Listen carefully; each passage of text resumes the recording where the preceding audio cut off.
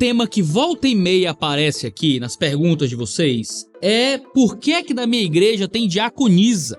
Certo? Bom, a gente nunca faz muito marketing da Manaim na internet. A Manaim é uma igreja simples de periferia, é a comunidade local de onde eu faço parte, não é uma igreja que a gente tá marketeando nas redes sociais, é uma igreja local feita pra servir a sua comunidade e tudo mais. Uma igreja modesta, a gente não tá aí pra falar muito dela na internet. Se você quer conhecer a nossa igreja, venha na nossa igreja, venha participar dela. A gente não acredita em membro online ou o que quer que seja não. Mas, você aí, bom, minhas posições são um segredo, nossa igreja não é um segredo, e a nossa igreja possui diaconisas, mulheres no diaconato. E alguns de vocês ficaram muito confusos com isso. Iago, tua igreja então tem pastora? Não, nossa igreja não tem pastora. Mas tem diácona? Ou diaconisa? Ou diácono mulher? Como é que é isso? A Bíblia permite que tenha diácono, e aí fica aquelas confusões. Algumas pessoas têm igrejas com pastora, logo também tem diaconisa. Outros têm igrejas que não tem nem pastora, nem diaconisa. A nossa igreja, nesse sentido, é meio mista. Possui pastores, homens, nossos presbíteros são todos homens, mas os diáconos são homens e mulheres. Isso saiu de onde? Da nossa cabeça? Ou sai da Bíblia? Vou tentar argumentar nesse sentido hoje. Nesse 2 dedos de teologia. Faz muito tempo que a gente não grava um 2 dedos de teologia, que é o programa que dá nome a esse canal, que é quando a gente pega um assunto teológico e desenvolve ele com vocês aqui, argumentando a favor de alguma posição teológica em particular. Estavam com saudades? Eu tava com saudade. Então vamos lá discutir o que a Bíblia fala sobre diaconato feminino. Para começar, para dar um contexto aqui sobre a questão de diaconato feminino, permita-me começar indicando para você o nosso vídeo sobre pastorado feminino. Temos um vídeo aqui no canal que responde a pergunta se mulheres podem ou não ser pastoras. Tá lá já um vídeo discutindo esse assunto. Eu não vou discutir pastorado feminino nesse vídeo. Minha posição sobre pastorado feminino está naquele vídeo, já tá lá. Qual o resumo? Deus não coloca mulheres no pastorado. O pastorado é uma atividade masculina. Isso vem de uma visão complementarista da escritura, em que homens e mulheres se complementam no serviço na igreja e no mundo e na família, em todo lugar. Isso é uma complementariedade no modo como Deus nos criou como homem e mulher. Quando nós falamos de igreja, as posições de episcopado são posições masculinas. Os homens que lideram essa área da igreja. Não vou provar isso nesse vídeo. Minha argumentação desse favor está lá no vídeo do canal sobre isso. Ainda concordo com tudo que tá lá. Você pode dar uma olhadinha lá. Agora, quando nós discutimos diaconato, nós estamos discutindo outra coisa. O diaconato é o ministério que tem início na escritura em Atos capítulo 6. Em Atos capítulo 6, você deve lembrar que houve um problema ali na igreja, onde a distribuição de alimentos não estava acontecendo de forma correta. As viúvas dos judeus de origem grega, ou seja, de gregos convertidos ao judaísmo, estavam ficando no fim da fila na distribuição dos alimentos. Elas não estavam tendo acesso à alimentação, ou estavam comendo menos, e isso chega até os apóstolos. Gente, as nossas viúvas, que não são hebreias, estão passando fome porque a distribuição de alimentos aí está sendo de forma ruim. O que é que os apóstolos oferecem? Então, escolham 6 homens, que sejam eles de boa reputação e tudo mais, que eles cuidem aí desse processo de distribuição de alimentos. Foram escolhidos 6 homens. O nome desses 6 homens eram nomes gregos, ou seja, foram escolhidos representantes dos gregos para que essa distribuição de alimentos pudesse ser também mais igualitária. O que acontece? Alguns olham para Atos capítulo 6 e veem a ordem dos apóstolos para que escolhessem homens naquele cenário como uma proibição implícita a que haja mulheres em qualquer ambiente de diaconato, seja ali, seja em outros lugares. Claro que ali, quando os apóstolos ordenam que fossem escolhidos homens naquele momento, ele está dando uma ordem que exclui mulheres. Isso é óbvio. Mas os apóstolos também colocam outras coisas que são contextuais e não para todas as igrejas. Por exemplo, ele ordena 6 diáconos. Significa que só deve ter 6 diáconos por igreja? É óbvio que não. Os apóstolos estavam preocupados com a realidade daquele momento para aquelas pessoas. Fazia sentido que naquele momento os diáconos fossem homens, principalmente pelo tipo de trabalho que estava relacionado àquilo, que era a distribuição de alimentos, envolvia muitas pessoas, devia ser um trabalho um tanto fisicamente cansativo e teria que lidar com um certo de conflitos que envolviam etnias diferentes, como hebreus e gregos, que poderiam gerar conflitos um tanto variados. Uma igreja recém-formada, quem sabe conflitos poderiam ir para níveis quase físicos. Bom, no fim das contas, a gente está imaginando os motivos dos apóstolos, não sabemos os porquês. O que é que nós sabemos? Que a escritura não tem só Atos capítulo 6 falando sobre diaconato. A escritura fala sobre várias outras passagens que descrevem diaconato e que nos trazem compreensão maior sobre como esse ministério acontecia em outras igrejas. O texto mais famoso, certamente, é o capítulo 3 da primeira epístola de Paulo a Timóteo. Há ali um direcionamento aos bispos ou presbíteros, né? Há uma intercambialidade aqui nesse texto, não vou lidar com isso nesse vídeo agora, e aos diáconos. Paulo inicia esse trecho com uma fórmula recorrente nas epístolas pastorais. Ele diz: fiel é esta palavra.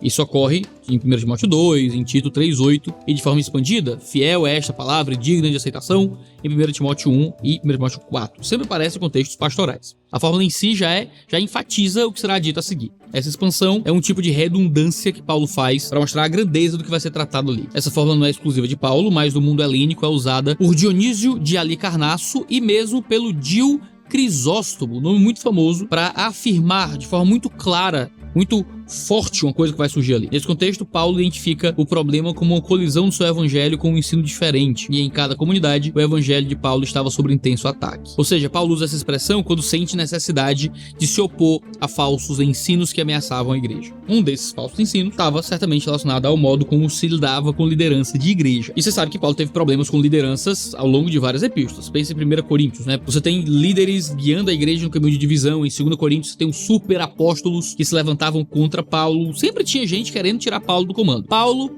lidou com muitas dificuldades envolvendo liderança nas igrejas. Aqui não seria diferente. Paulo chama a atenção para essa passagem para descrever com clareza como a liderança da igreja deveria ser. Ele expressa algo sobre pastorado e presbiterato, e então ele fala sobre diáconos, diaconisas. Isso está a partir do versículo 8, onde Paulo fala sobre mulheres que exercem diaconato. Depois de falar sobre presbíteros, ele diz: do mesmo modo, quanto a diáconos, é necessário que sejam respeitáveis, de uma só palavra, não inclinados a muito vinho, não gananciosos, conservando o mistério da fé com a consciência limpa. Também estes devem ser primeiramente experimentados e, caso se mostrem irrepreensíveis, que exerçam o diaconato. Aí usa a mesma expressão do começo. Do mesmo modo, quanto a mulheres, é necessário que elas sejam respeitáveis, não maldizentes, moderadas e fiéis em tudo. Ele fala de homens exercendo o presbiterato, homens exercendo o diaconato e então de mulheres, usando os mesmos termos que acabou de usar para os diáconos. Alguns tentam argumentar que aqui mulheres são mulheres de forma geral, são só as mulheres, mas não faz nenhum sentido que ele descrevendo os cargos na igreja, ele vai falar das mulheres de forma geral. Alguns tentam argumentar que aqui sejam as esposas dos diáconos, mas é muito esquisito que Paulo traga mandamentos sobre como devem ser as esposas dos diáconos, mas não traga nada parecido com isso para falar das esposas dos presbíteros. Por que ele escolheria descrever apenas as esposas dos diáconos, como é que esposas de diáconos devem ser, mas esposas de presbíteros não são descritas de alguma forma? Não parece muito de acordo com a estrutura que está sendo estabelecida aqui. Não, mas talvez ele esteja falando das mulheres dos pastores e dos presbíteros. Mas é muito estranho que seja cobrado das esposas de presbíteros, das esposas de pastores, determinadas posturas que são próprias dos pastores e presbíteros, em uma linguagem que é um contínuo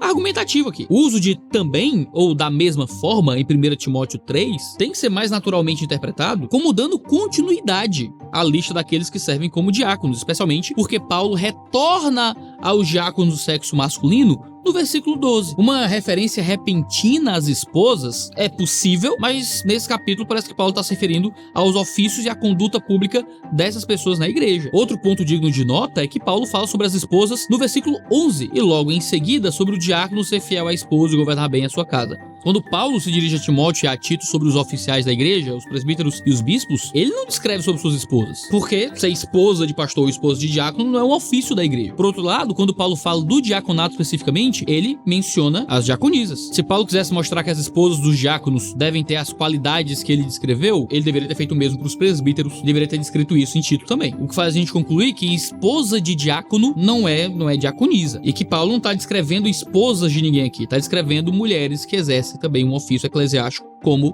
diaconisas. Por que aqui isso é polêmico para algumas pessoas? É polêmico para algumas pessoas porque em muitas igrejas criou-se um ofício diaconal que é semi-presbiteral. Deixa eu explicar isso para você. Em muitas igrejas não existe a figura do pastor e um presbitério junto com o pastor, em que você tem presbíteros plurais guiando e cuidando da igreja. Você tem uma diretoria e essa diretoria é composta pelos pastores e pelos diáconos da igreja. De modo que um diácono da igreja, agora, ele exerce um tipo de função de governo. E aí, como essas igrejas não estão dispostas a aceitar lideranças femininas, entendem que mulheres não podem ser diaconisas, porque as mulheres estariam em posições de liderança. Por isso que é importante que as igrejas possuam a diferenciação entre o que é presbitério e o que é diaconato. O diácono é um servo da igreja que trabalha nas partes mais práticas da comunidade. Veja, os diáconos foram criados para servir mesa. O diácono não é um líder, o diácono é um servo. O diácono não é um pastor da igreja, o diácono é um dos servos da comunidade gerenciando alguma coisa. Na nossa comunidade, nós usamos os diáconos para liderar ministérios.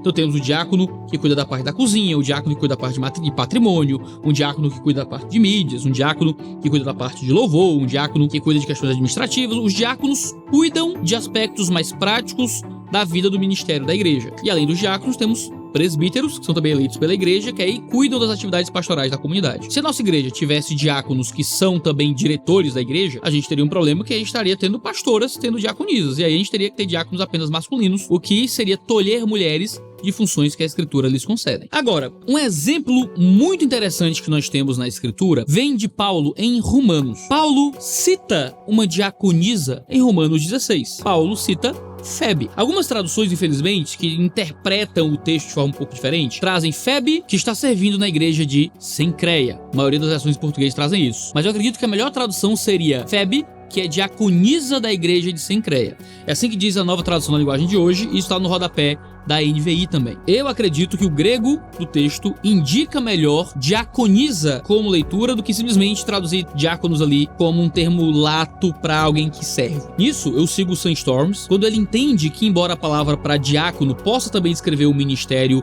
não técnico de serviço para qual todos os cristãos são chamados, o que justificaria uma tradução como está servindo na igreja, Romanos 16:1 parece estar falando do ofício de diácono, o tipo de ofício para o qual alguém é nomeado. O Robert Strimple argumenta que, exegeticamente, quando Paulo decide dizer no grego que Febe é, ou zan, uma diácono, ele está usando uma frase participial constantemente usada para identificar o desempenho do cargo de uma pessoa no Novo Testamento. Exemplos desse uso são encontrados em João 11:49, Caifás sendo sumo sacerdote naquele ano, ou Atos 18:12, Gálio sendo procônsul da Acaia, e Atos 24:10, Félix sendo um juiz para esta nação. O argumento para ler a descrição de Febe como alguém que ocupa um cargo é forte. Benjamin Merkel confirma isso e aponta que quando se pretende o significado genérico de diáconos, ou seja, servo, o texto geralmente diz servo do Senhor ou alguma coisa similar. Este é o único lugar onde Paulo fala de alguém ser um diácono de uma igreja local. Tíquico é chamado de ministro no Senhor, em Efésios 6. Epáfras é chamado de ministro de Cristo, em Colossenses 1.